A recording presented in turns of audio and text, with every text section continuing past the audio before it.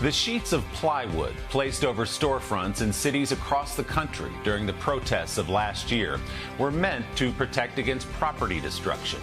But they served another unexpected purpose as well, as blank pages where the history of a moment in American history was recorded. NBC's Kathy Park explains in our Sunday Spotlight. As the fallout from George Floyd's murder flared through city streets in the summer of 2020, plywood began going up out of fear and uncertainty. I think of all of the visual cues that we will remember from that time, they would probably be masks and plywood. Boarded up businesses, opening a wave of emotions as the plywood became the public's canvas.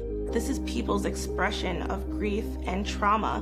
Minneapolis resident turned activist Lisa Kelly says she was gripped by the movement and felt compelled to take action. What types of emotions surfaced for you at that time? For me, I just kind of shut down completely. I'd go to these protests almost robotically, and then I'd go home, wrap myself in a blanket, and cry myself to sleep. And so when the boards started to show up around the Twin Cities and we drive down, a major street and see all of these incredible murals that spoke so clearly and profoundly to the emotions that I wasn't able to express, I just knew that something had to happen. Rather than watch the murals fade away, Kelly was on a mission to preserve the plywood. Nearly 900 of them are now part of an evolving exhibit through Memorialize the Movement, founded by Kelly and a team of volunteers. Some people might say, this is just plywood. Why preserve it? It's not just plywood, and it's not even just art, it's recorded history. In cities across the country, discarded plywood is seeing a second life.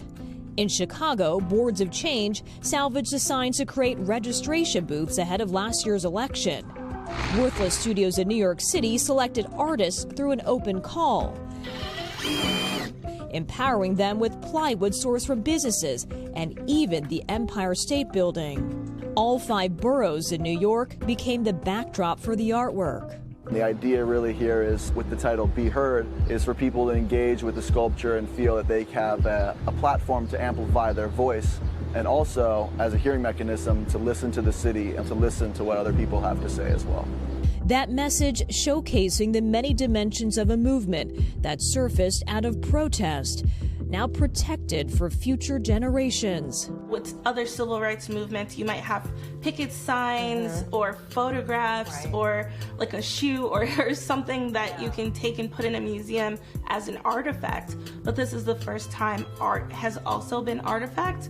And I'm just so proud to be here with it and to be a part of this movement. For Sunday Today, Kathy Park, Minneapolis, Minnesota. Hey, thanks for watching our YouTube channel. Find your favorite recipes, celebrity interviews, uplifting stories, shop our favorite deals, and so much more with the Today app. Download it now.